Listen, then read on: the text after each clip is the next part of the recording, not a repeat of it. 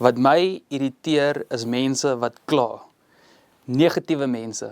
Wat my grensloos irriteer, is mense wat hulle koffie slurp. Dit irriteer my verskriklik as mense uit my bord uit eet. Taksies. Sokker en sokkerspelers. Mense wat vir my waag. As mense geen konsep het van persoonlike ruimte nie. Mense wat my dametjie of poppie of juffroukie noem. Ja, dit irriteer my. Die slurpgeluid oor die lippe, veral as jy slaap en jy word wakker daarmee, is aaklig. Mense wat nie my goed teruggee nie, wat dit leen. Taksies stop die hele tyd voor my, ry voor my in, druk langs my in, toet vir my en wys vir my hulle wil voor my in wanneer daar nie plek is nie. Jy staan in die ry by Pick n Pay en dan staan iemand so naby aan jou dat hulle aan jou raak. En dan skuif jy so 'n bietjie vorentoe want duidelik het die mens nie plek nie. En dan skuif die persoon ook vorentoe tot hy weer aan jou raak. As mense in verklein woordjies praat, dan irriteer dit my verskriklik. Is wanneer ek op die snelweg ry en ek ry in die middelste baan en iemand kom flits vir my ligte agter my. Lekker slaapies, lekker daggie. Ja.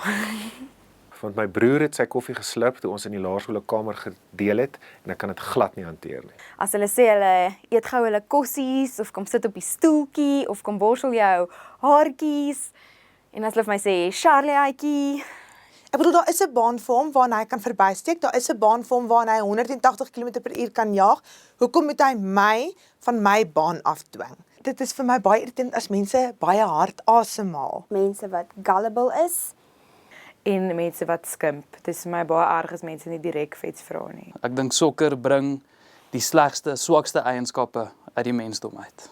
Die manier wat hulle self hanteer op en van die veld, die acting, as ek dit so kan stel, die gebuitery, die geduikery, hulle is net nie lekker mense nie, hulle is bedorwe brokkies en ek kan dit nie hanteer nie. En dit gebeur partymal in 'n fliek, dat die persoon wat langs jou sit, ontsettend hard asemhaal deur hulle neus. En dit irriteer my. So as iemand soos uit jou bord uit chips vat of wil hê jy moet 'n happie van hulle kos vat, dit grous my heeltemal uit. My man haal ook, hy's ook geneig om baie hard asem te haal, veral as hy konsentreer. So as hy moet parallel parkeer, dan klink hy soos 'n stoomtrein en dan sê ek vir hom al net sagter asem.